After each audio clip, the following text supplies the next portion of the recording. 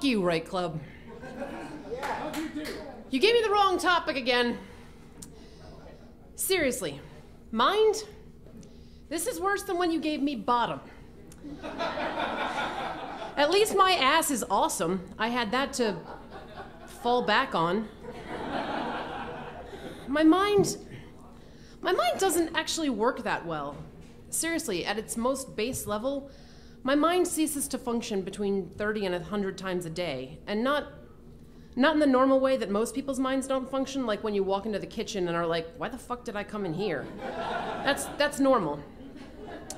I have epilepsy, a pretty severe version of the disorder which manifests in 3 different types of seizures. Some super obvious and some that even I barely notice. Everyone knows about the falling on the floor kind of seizures. Got that. And the blanking out kind. But you know how when you're falling asleep at night and suddenly wrench yourself awake? That's actually a seizure. And it's totally normal in that cycle of sleep. Less normal when you're fully awake. That's when I have them, but oddly enough, only in certain parts of my body. Like I'll be sitting at my desk at work, attempting to click on my mouse, and suddenly my hand decides to move in a completely different direction because my neurons are firing at speeds they aren't supposed to fire at. Way too fucking fast, because causing my body to do, well, whatever it wants. Mind. Thanks, guys. Fuckers. And yet, I get up in front of you. I get up in front of audiences and improvise. I get up in the morning and I go to what I think is a pretty damn good job. In 1882, this guy Burton was playing around with some plants.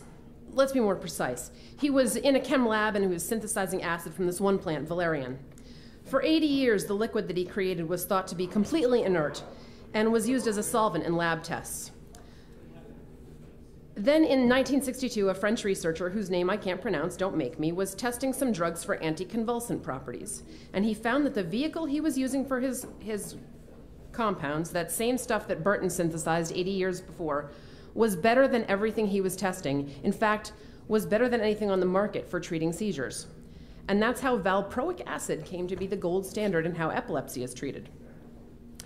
So I get up in front of you today because science is a world of miracles. Because sometimes people think outside the box enough to go, wait a minute, the placebo group that's just getting the solvent isn't having any seizures, despite the fact that we gave those rats seizure-inducing drugs. Let's do a trial on humans with that shit. I get up in front of you because people are thinkers. Because someone years ago chewed on some valerian root and found it mellowed them out. And eventually someone thought it might be valuable in medicinal uses, which is the reason it wound up in Burton's lab in the first place. I wound up here reading this piece after kind of rough January. I wrote a whole different mind piece about improv and being stuck in my head and the process of thinking while you improvise. It was interesting, probably not long enough, and had a weird section where I made you all breathe in unison. But this piece was largely written on an airplane flying from San Francisco to Boston. I was headed there for a memorial service to celebrate the life of a young man with the biggest heart I'd ever known and an unstoppable mind. He had a penchant for trivia and could pull facts and philosophy and old song lyrics from his brain at the drop of a hat. My friend TC died of pancreatic cancer just over a month ago, and watching someone die, especially someone young, someone you love, of anything that causes them to waste away, is really unspeakably heart-wrenching. I kept thinking about all the things that the mind has been able to do. We've created the manned flight that I was on and the internet that I used, yes, at 33,000 feet, to research the history of my epilepsy drug. The human mind has made Macbeth and the Mona Lisa and 2 roads diverging in a yellow wood. It's made iPad Mini and Mini Cooper and a mini skirt, and it's landed us on the frickin' moon, and yet we haven't cured cancer. My dear friend is dead. The human mind failed him. And my heart breaks for this. I don't know that either topic really would have worked for me this month, Right Club.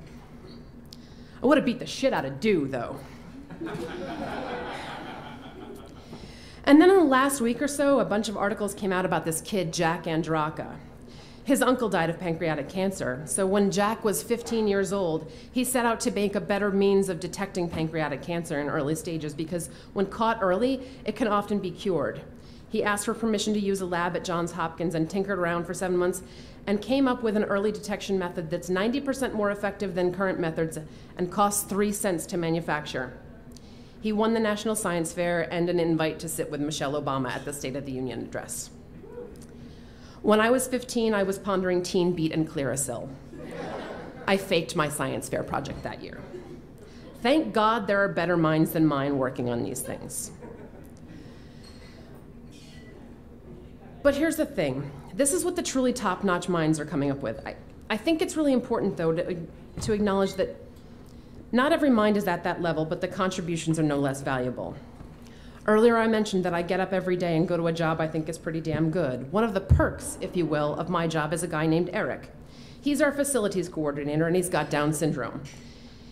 He's amazing. He's memorized the name of every employee at my company, a task I've long since given up on, and he's conversant about every Major League Baseball team. He also manages to hold down 2 jobs.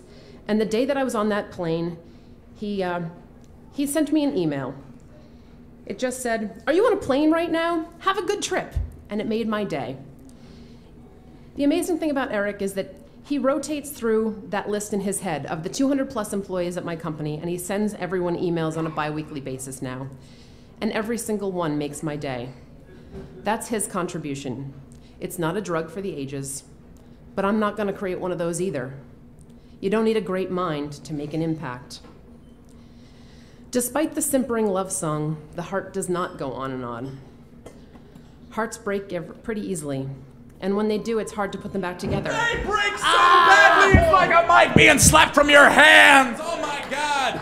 The hearts don't go on, the mind doesn't go on. How many more words did you have to say? It's like 24 words and you're never going to hear them.